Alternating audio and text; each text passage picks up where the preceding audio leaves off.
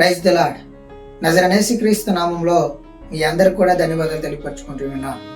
దేవుడిచ్చిన కృపను బట్టి, దేవుడి నడిపింపును బట్టి ఈ రోజున నేను మీ మధ్యలోకి వచ్చి ఉన్నా. ప్రతిరోజు కూడా దేవుడు వాక్యాన్ని ఇస్తూ మన జీవితంలో ఉన్న శ్రమలను బట్టి, బాధలను బట్టి, కష్టాలను బట్టి ఎంతగానో ధైర్యపరిచి ముందుకు నడిపిస్తూ ఉన్నాడు. అలాగే ఈ రోజున కూడా దేవుడు మాట తెలియపరచాలని ఎంతగానో ఆశిస్తూ నన్ను మీ మధ్యలోకి తీసుకొచ్చి ఉన్నాడు.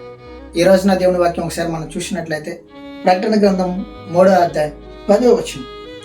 రాబో శోధన కాలంలో నేను నిన్ను కాపాడుదును. దేవుడు ఈ రోజు మనతో మాట్లాడుతూ ఉన్నాడు. నీ జీవితంలో ఈ శ్రమ వస్తుందని, నీ జీవితంలో ఎలాంటి బాధలు వస్తాయని నువ్వు భయపడుతూ, ఆందోళన పడుతూ, దుఃఖంతో కలిగి ఉన్నావు. నువ్వు భయపడాల్సిన అవసరం లేదు. రాబో శోధన కాలంలో నేను కాపాడుతాను, నువ్వు భయపడాల్సిన అవసరం లేదని ఈ రోజున దేవుడు మాట్లాడుతూ ఉన్నాడు. నా సహోదరి, నా సహోదరుడా, నీ జీవితంలో ఉన్న శ్రమలను బట్టి, బాధలను బట్టి దేని గురించి నువ్వు భయపడుతూ ఉన్నావో నాకైతే తెలియదు. కానీ దేని గురించి కూడా నువ్వు భయపడాల్సిన అవసరం లేదు. నీకు నేను తోడుగా ఉన్నాను, నేను కాపాడుతాను. నీకు వచ్చే శోధన, నీకు వచ్చే బాధ, నీకు వచ్చే స్థితిని బట్టి నువ్వు దిగులు పడాల్సిన అవసరం లేదు. ఈ లోకంలో నువ్వు ఎవరి దగ్గరికి వెళ్ళినా కూడా నీకు సహాయం దొరకదు. ఎవరు కూడా నేను ఆదరించరు, ఎవరు కూడా ఈ శోధన నుంచి నేను బయటపడేసేవాడు లేరు. ఈ లోకంలో నువ్వు భయపడాల్సిన అవసరం లేదు. నేను ఒక్కడనే నీకు సహాయకుడిని, నేను ఒక్కడనే నీ జీవితం నేను మార్చగలుగుతాను, నీ పరిస్థితులు మార్చగలుగుతాను. నువ్వు భయపడాల్సిన అవసరం లేదు. నా యందు విశ్వాసంతో, నమ్మకంతో కలిగి ఉండు.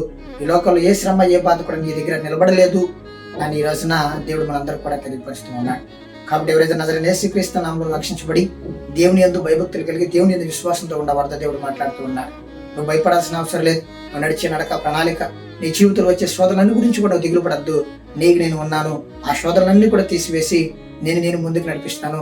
ఈ రోజున నీకు ఇచ్చిన సంతోషం బట్టి, ఈ రోజు నీకు ఇచ్చిన రోజును బట్టి సంతోషంగా ముందుకు సాగించు. రేపు గురించి నువ్వు భయపడాల్సిన అవసరం లేదు. రేపు నీకు నేను తోడుగా ఉన్నాను. రేపు ఏం జరగబోతుందో నీకు తెలియదు అని దేవుడు మాట్లాడుతూ ఉన్నాడు.